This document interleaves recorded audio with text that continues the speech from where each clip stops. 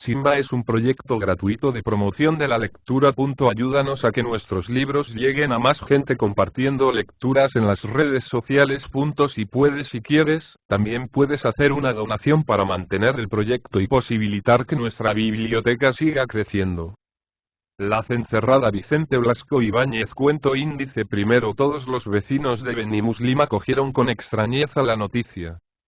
Se casaba el tío Sentó, uno de los prohombres del pueblo, el primer contribuyente del distrito, y la novia era Marieta, guapa chica, hija de un carretero, que no aportaba al matrimonio otros bienes que aquella cara morena, con su sonrisa de graciosos hoyuelos y los ojazos negros que parecían adormecerse tras las largas pestañas, entre los dos ruquetes de apretado y brillante cabello que, adornados con pobres horquillas, cubrían sus sienes.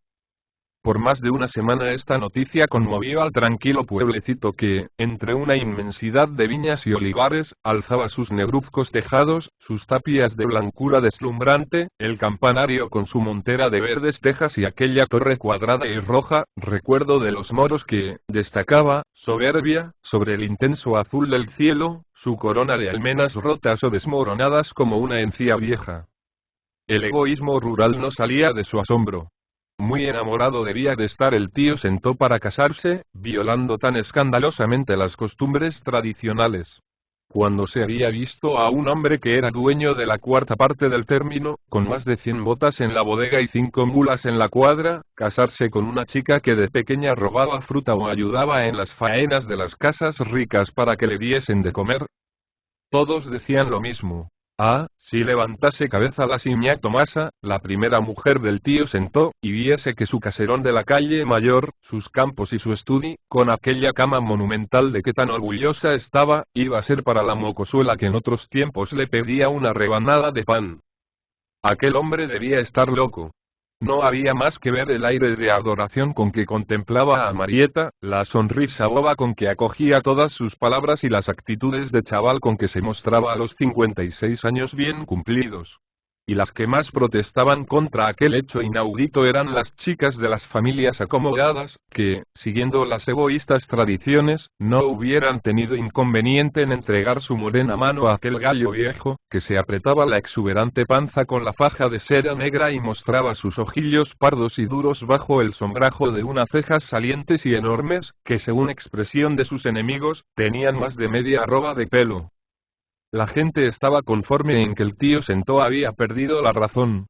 Cuánto poseía antes de casarse y todo lo que había heredado de la Siñá Tomasa iba a ser de Marieta, de aquella mosca muerta, que había conseguido turbarle de tal modo que hasta las devotas a la puerta de la iglesia murmuraban si la chica tendría hecho pacto con el malo y habría dado al viejo polvos seguidores. El domingo en que se leyó la primera amonestación, el escándalo fue grande. Después de la misa mayor, había que oírle a los parientes de la Siñá Tomasa. Aquello era un robo, sí, señor. La difunta se lo había dejado todo a su marido, creyendo que no la olvidaría jamás, y ahora el muy ladrón, a pesar de sus años, buscaba un bocado tierno y le regalaba lo de la otra. No había justicia en la tierra si aquello se consentía. Pero vaya usted a reclamar en estos tiempos. Bien decía don Vicente, el señor retor, que ahora todo está perdido.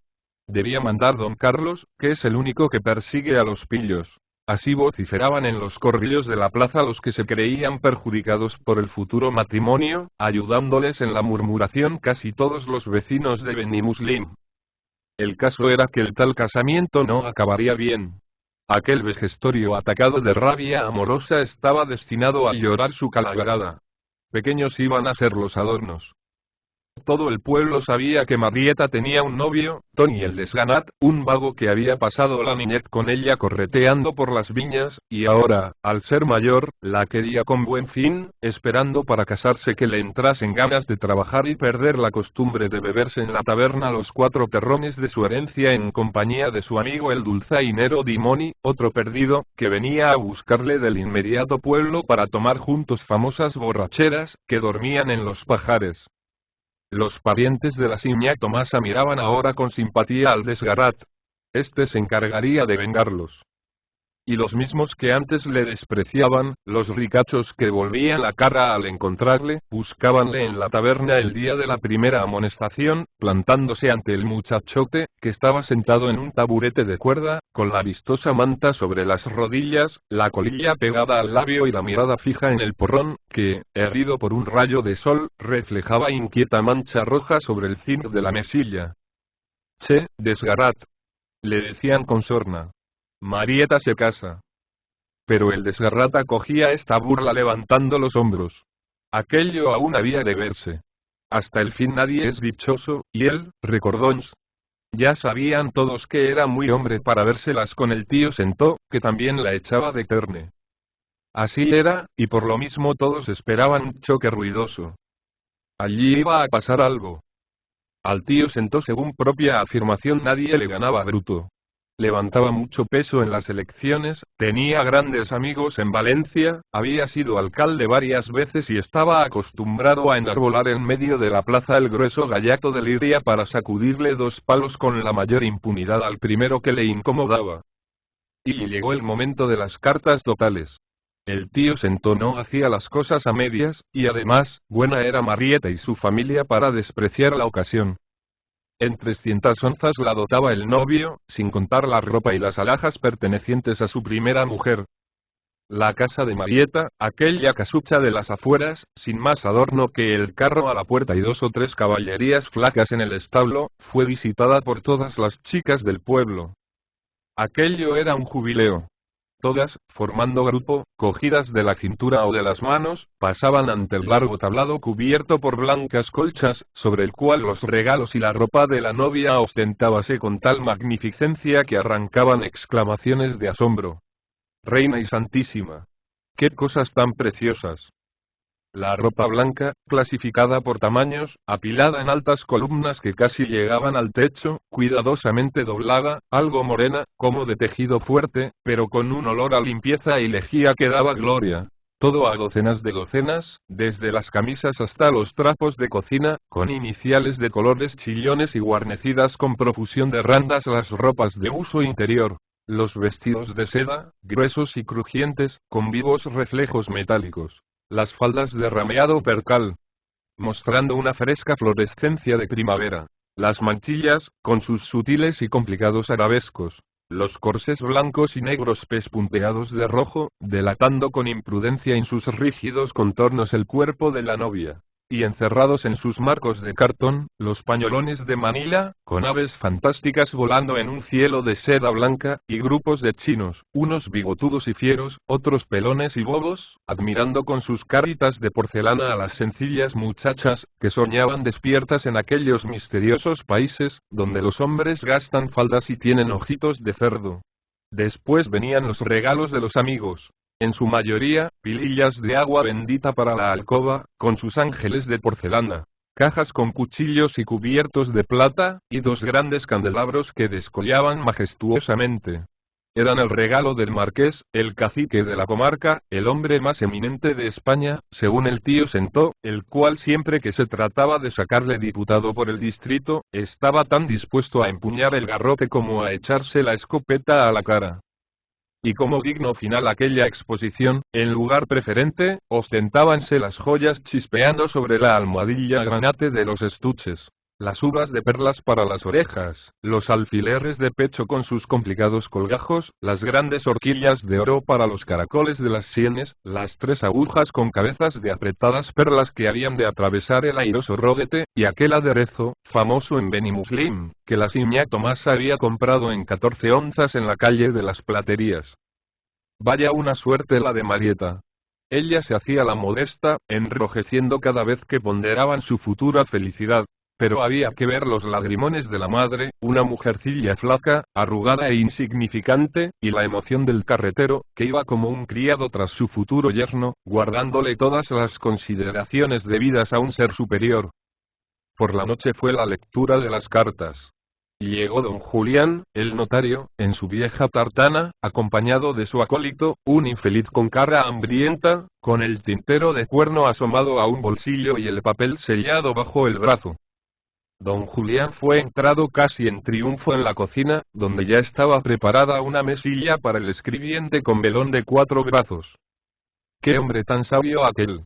Leía las escrituras en valenciano e intercalaba en el árido texto chistes de su cosecha, vamos, que no había palurdo que pudiera estar serio en presencia de aquel señor, siempre grave, que tenía cierto aire eclesiástico, con su largo paleto negro, semejante a una sotana, el rostro carrilludo y frescote, cuidadosamente afeitado y las recias gafas montadas en la frente, lo que era para los vecinos de Benimuslim un capricho inexplicable propio de los grandes talentos. Comenzó el notario a dictar en voz baja. Garrapateaba el escribiente en los pliegos de papel sellado, y mientras tanto iban llegando los amigos de casa, con el cura y el alcalde, y desaparecían del largo tablado los regalos de boda para dejar sitio a los macizos bizcochos espolvoreados de azúcar, los platos de amargos y las tortas finas secas como cartón, a más de una docena de botellas de rosa y marrasquino. Tosió varias veces don Julián, púsose en pie, tirando de las solapas de su paletó, y todos quedaron en silencio, mientras él agarraba los pliegos escritos con la tinta todavía fresca y comenzaba a leer en valenciano. ¡Qué hombre tan chistoso! Al nombrar al novio hizo una mueca grotesca, y el tío Sentó fue el primero en celebrarlo con una ruidosa carcajada. Al mentar a la novia saludó a Marieta con una reverencia de baile, y volvió a repetirse la risa. Pero cuando llegaron las condiciones del contrato, todos se pusieron graves. Un viento de egoísmo y de avaricia parecía soplar en aquella cocina, y hasta la novia levantaba la cabeza con los ojos brillantes y las alillas de la nariz dilatadas por la emoción de oír hablar de onzas, de la viña de la ermita y del olivar del camino hondo. Todo lo que iba a ser suyo. El tío Sentó era el único que sonreía satisfecho de que tan honorable concurso apreciara hasta donde llegaba su generosidad. Así se hacían las cosas. Los padres de Marieta lloraban y las vecinas movían la cabeza con expresión de sentimiento. A un hombre así se le podía entregar una hija sin remordimiento alguno. Cuando el papelote quedó firmado comenzaron a circular los dulces y las copas. El notario lucía su ingenio, mientras el famélico escribiente se atracaba en representación propia y de su principal. Aquel don Julián era el encanto de su rudo auditorio. Ya verían de lo que era capaz el día de la boda. Don Vicente, el cura y él se habían de emborrachar, brindando por la felicidad de los novios. Palabra de honor. A las 11, terminó la fiesta de las cartas.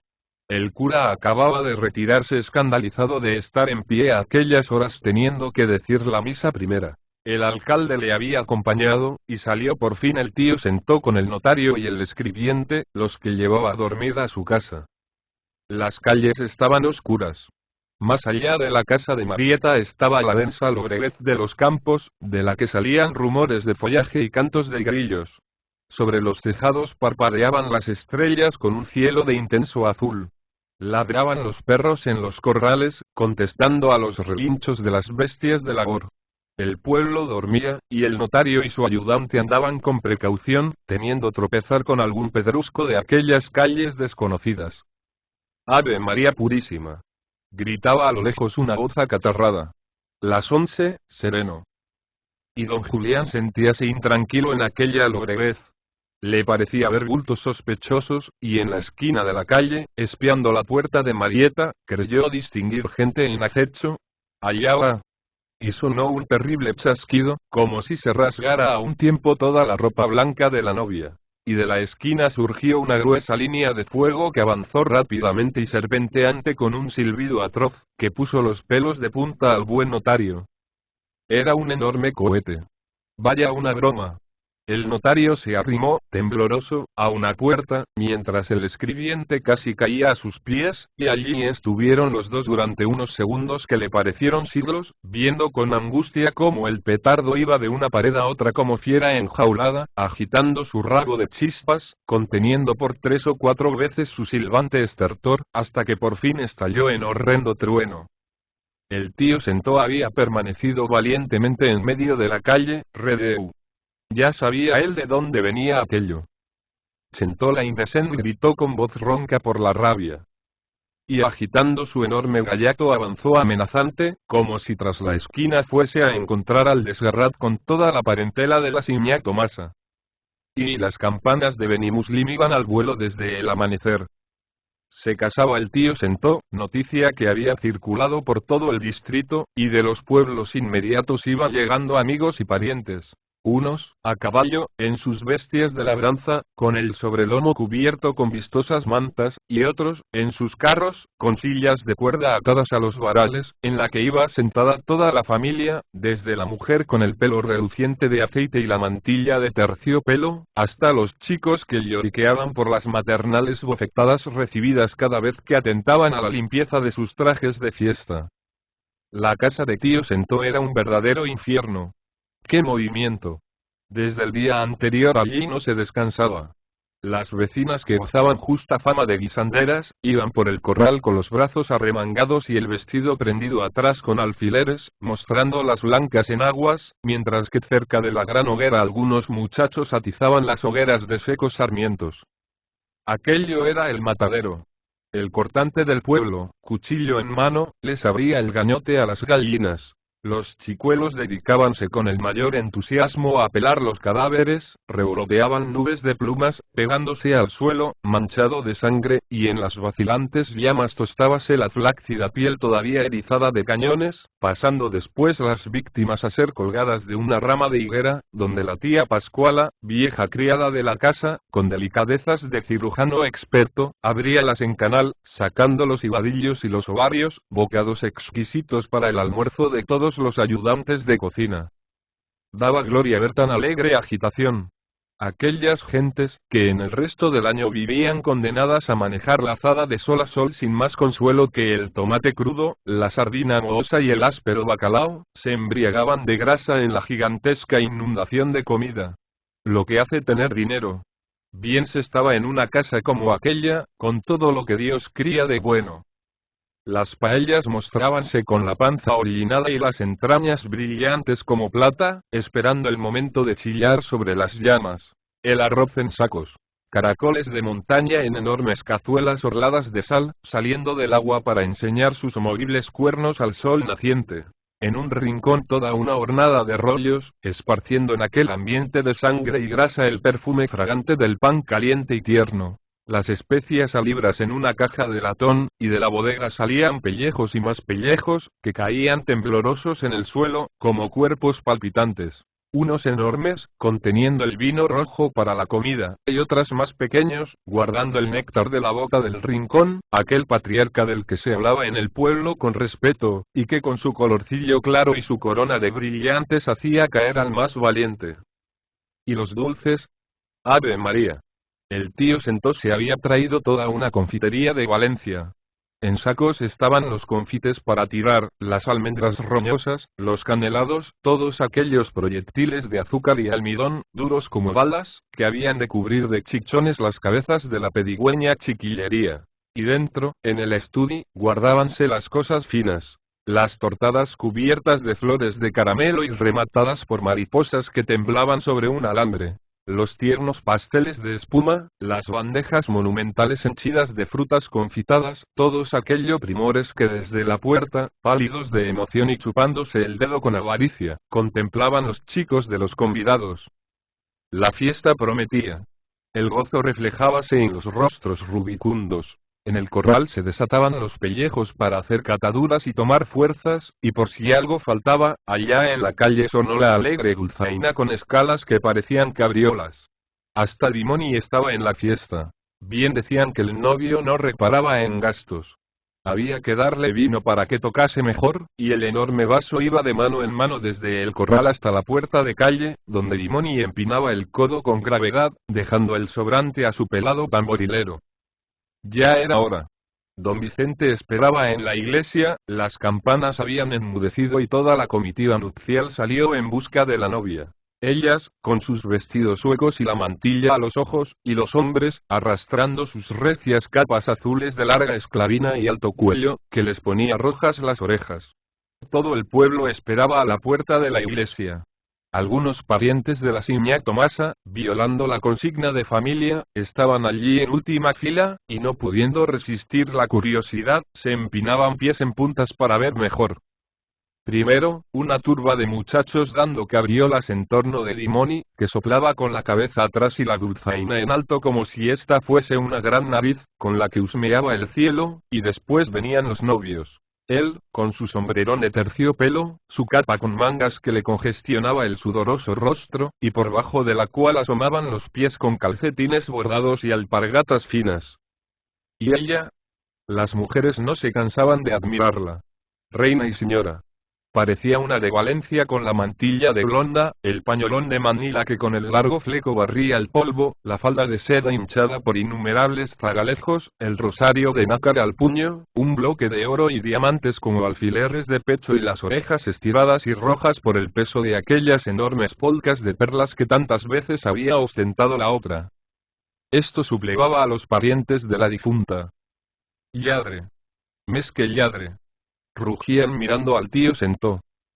Pero este se metió en la iglesia con expresión satisfecha, chispeándole los ojuelos bajo las enormes cejas. Y tras él desfilaron los padrinos, el alcalde con su ronda, escopeta al hombro, y todos los convidados sudando la gota gorda bajo el peso de las ceremoniosas capas, con grandes pañuelos de atadas puntas por el brazo y henchidos de confites, que había de tirar a la salida de la iglesia. Los curiosos que quedaron en la puerta miraban a la taberna de la plaza. Hacia ella se fue el dulzainero, como si le molestasen los sonidos del órgano, y allí se encontró con el Desgarrat y sus amigotes, lo peorcito del pueblo, gente toda ella sospechosa que bebían silenciosamente, cambiando guiños y sonrisas con los enemigos del tío Sentó. Algo se tramaba. Las mujeres comentaban el caso con voz misteriosa, como si temieran que el pueblo fuese a arder por los cuatro costados. Ya iba a salir la comitiva. ¡Gran Dios, qué batahola! Del polvo parecía surgir toda aquella chiquillería desgreñada y sucia que se arremolinaba en la puerta gritando: «Armeles, confits». Y mientras que Dimoni se aproximaba rompiendo a tocar la marcha real. Allá va. El mismo tío Sentó soltó como un metrallazo el primer puñado de confites que, rebotando sobre las duras testas, se hundieron en el polvo, donde los buscaba gatas la gente menuda, mostrando al aire las sucias posaderas. Y desde allí hasta casa de los novios, fue aquello un bombardeo. La comitiva sin cansarse de tirar confites y la ronda del alcalde teniendo que abrir paso a patadas y a palos. Al pasar frente a la taberna, Marieta bajó la cabeza y palideció, viendo cómo sonreía burlonamente su marido mirando al Desgarrat, el cual contestó a la mirada con un ademán indecente. ¡Ay! Aquel condenado se había propuesto amargar su boda. El chocolate esperaba. Cuidado con atracarse. Era don Julián el notario quien lo aconsejaba. Había que pensar en que dentro de 2 horas sería la gran comida. Pero a pesar de tan prudentes consejos, la gente arremetió con los refrescos, los cestos de bizcochos, los platos de dulces, y en poco tiempo quedó rasa como la palma de la mano aquella mesa, que tenía alrededor más de 100 sillas. La novia mudábase de traje en el estudio, quedando en fresco percal, los morenos brazos casi desnudos y brillándole sobre el luciente peinado las perlas de sus agujas de oro. El notario charlaba con el cura, que acababa de llegar con gorrito de terciopelo y el balandrán a puntas.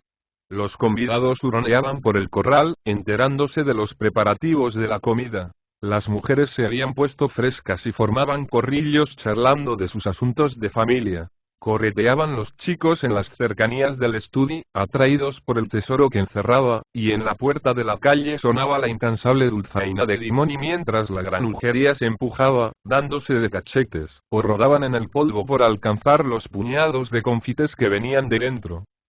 Llegó el instante solemne, y las paellas burbujeantes y despidiendo azulado humo fueron colocadas sobre la mesa.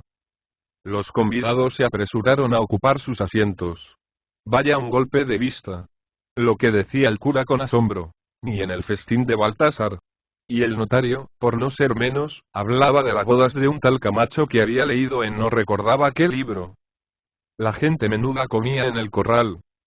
Y allí también, en una mesita como de zapatero, estaba Dimoni, el cual, a cada instante, enviaba el acólito a donde estaban los pellejos para que llenara el porrón. Cuerpo de Dios, y qué bien lo hacía toda aquella gente. Las dentaduras, fortalecidas por la diaria comida de salazón, chocaban alegremente, y los ojos miraban con ternura a aquellas paellas como circos, en las cuales los pedazos de pollo eran casi tantos como los granos de arroz, hinchados por el sustancioso caldo. Con el pañuelo al pecho a guisa de servilleta, había Bigardón que tragaba como un ogro, mientras las mujeres hacían dengues, llevándose a la boca la puntita de la cuchara con 2 granos de arroz, mostrando esa preocupación de la mujer campesina que considera como una falta de pudor el comer mucho en público.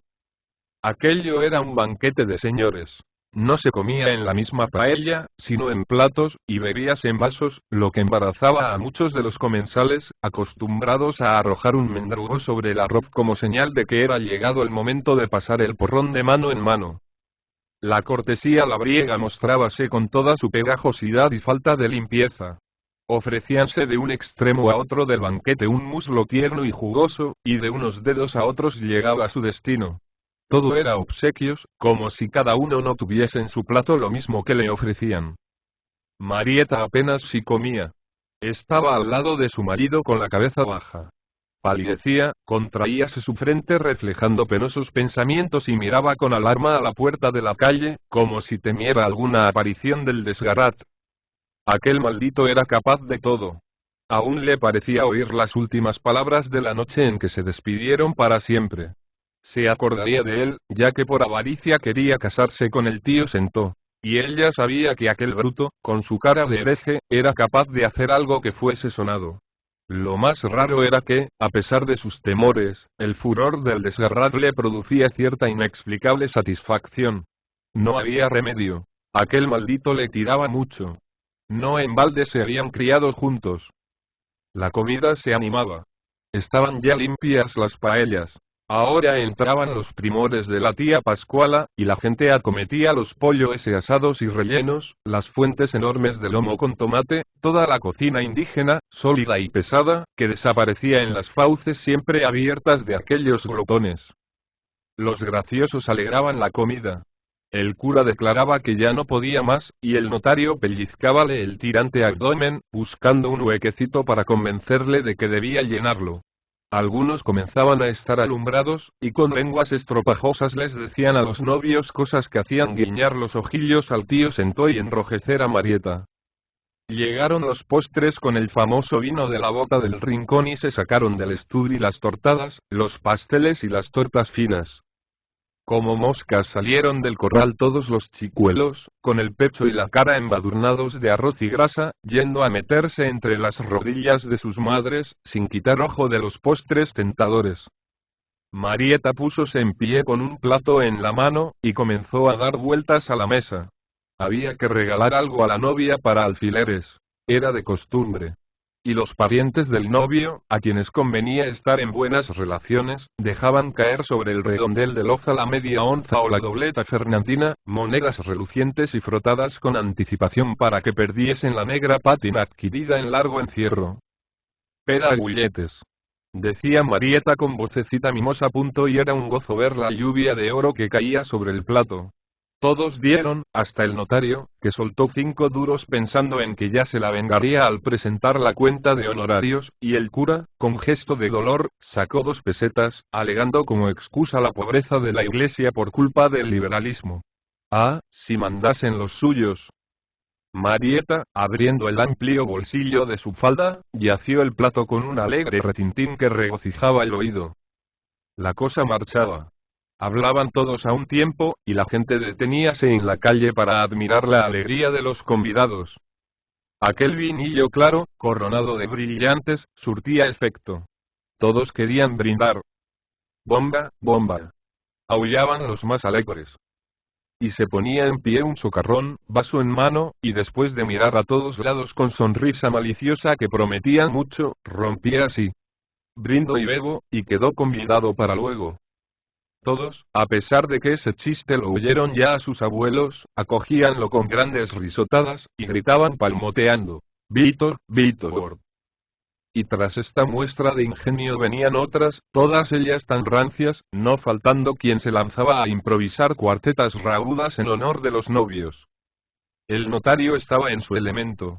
Aseguraba que el tío Sentó acababa de pellizcarle por debajo de la mesa creyendo que sus piernas eran las de Marieta. Hablaba de la próxima noche de un modo que hacía ruborizar a las jóvenes, y sonreír a las madres, y el cura, alegrillo y con los ojos húmedos y brillantes, intentaba ponerse serio murmurando bonachonamente. Vamos, don Julián. Orden, que estoy aquí. El vino hacía revivir la brutalidad de los comensales. Gritaban puestos en pie, derribando con sus furiosos manoteos botellas y vasos. Cantaban acompañados por la dulzaina de Dimoni, a cuya son saltaban en el corral algunas parejas, y, al fin, instintivamente, dividiéronse en dos bandos, y de un extremo a otro de la mesa comenzaron a arrojarse puñados de confites con toda la fuerza de sus poderosos brazos, acostumbrados a luchar con la ingrata tierra y las tozudas bestias de carga. ¡Qué divertido era aquello! El tío Sentó reía muy complacido, pero el cura huyó con las mujeres a refugiarse en el estudio, y el notario se ocultó debajo de la mesa.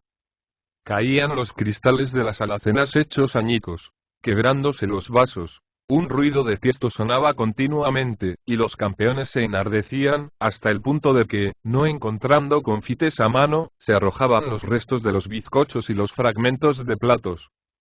Prou. Ya teniu prou, gritaba el tío Sentó, cansado de sufrir golpes. Y en vista de que le desobedecían púsose en pie, y a empellones los echó al corral, donde los enardecidos mozos continuaron la fiesta, arrojándose proyectiles menos limpios. Entonces fue cuando las mujeres volvieron al banquete con el asustado cura. Reina y señora, aquello no estaba bien. Era un juego de brutos. Y se dedicaron a auxiliar a los descalabrados, que se limpiaban la sangre sonriendo, sin cesar de decir que se habían divertido mucho. Volvieron a sentarse todos a la revuelta mesa, en la cual el vino derramado y los residuos de la comida formaban repugnantes manchas. Pero allí no se ganaba para sustos, y algunas respetables matronas saltaron de sus asientos, afirmando entre chillidos medrosos que algo iba por debajo de la mesa que las pellizcaba las abultadas pantorrillas. Eran los chicos que, no ahitos de confites, buscaban a gatas los residuos de la batalla. ¡Qué granujería tan endemoniada! Pachets, fora, fora. Y a coscorrones fue expulsada aquella invasión de desvergonzados buscadores. Y fuera gangueaba la dulzaina haciendo locas cabriolas, como si estuviera contagiada de aquel regocijo tan brutal como ingenuo. Y a las 10 de la noche quedaba ya poca gente en casa de los novios. Desde el anochecer, que comenzaron a salir del establo los carritos y las caballerías enjaezadas, la mayoría de los convidados emprendía el regreso a sus pueblos, cantando a grito pelado y deseando a los novios una noche feliz. Los de Beni Muslim se retiraban también, y en las oscuras calles veíase a más de una mujer tirando trabajosamente del vacilante marido, que era incapaz de excesos en los días normales, pero que en una fiesta se ponía alegre como cualquier hombre.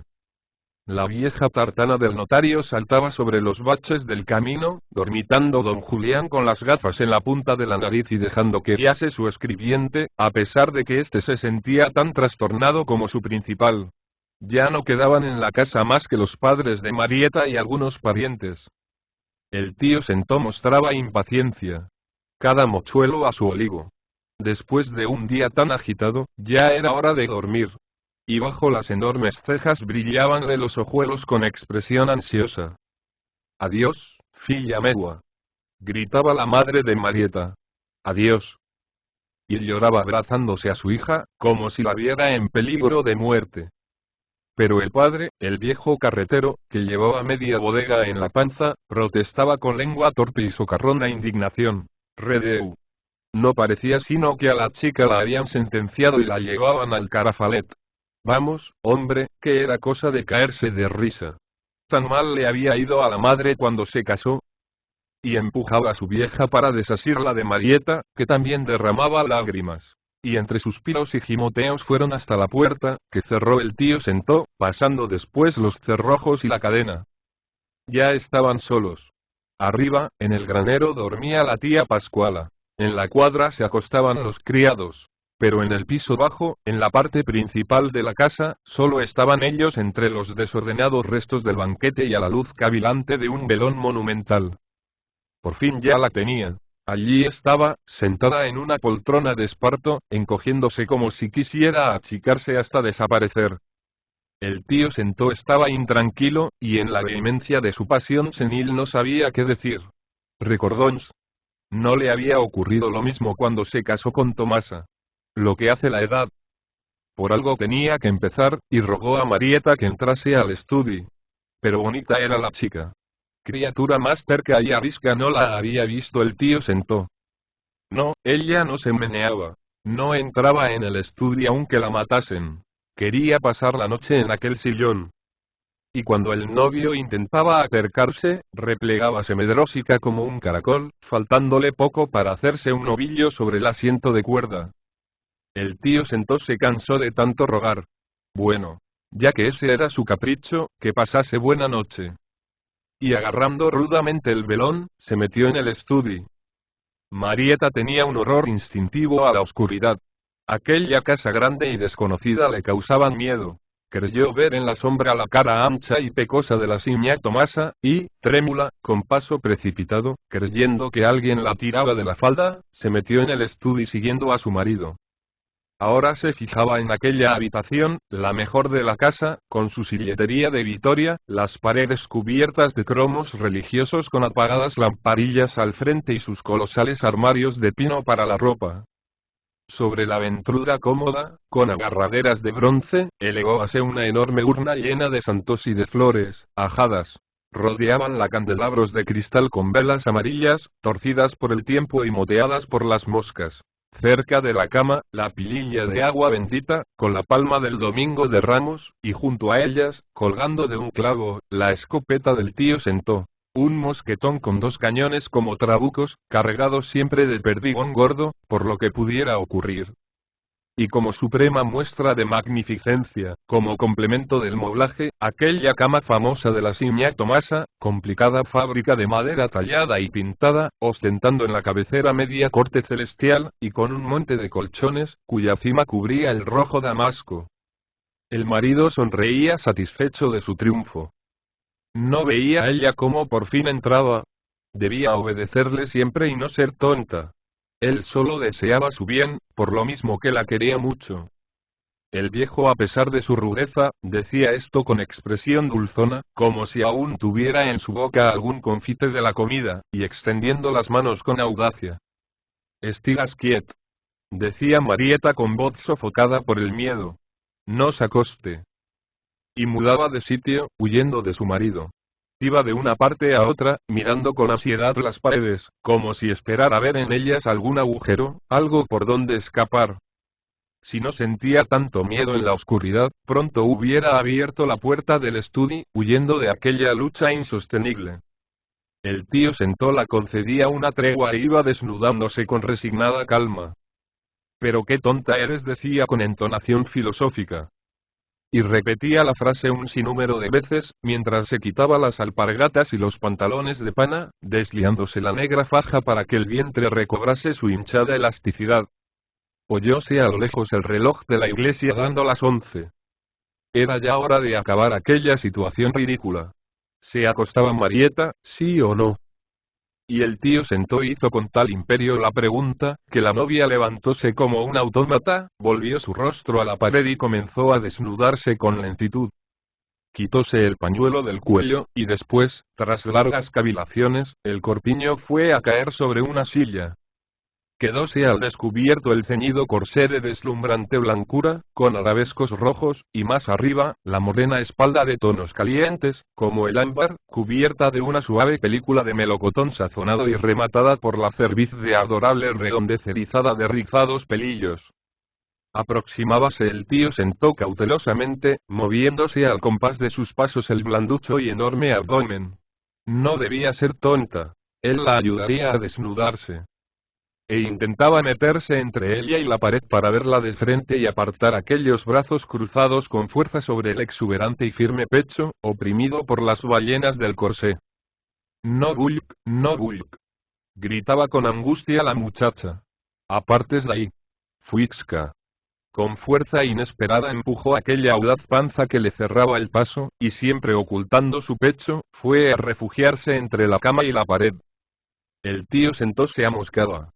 Aquello ya pasaba de broma, y él no se sentía capaz de contemplaciones.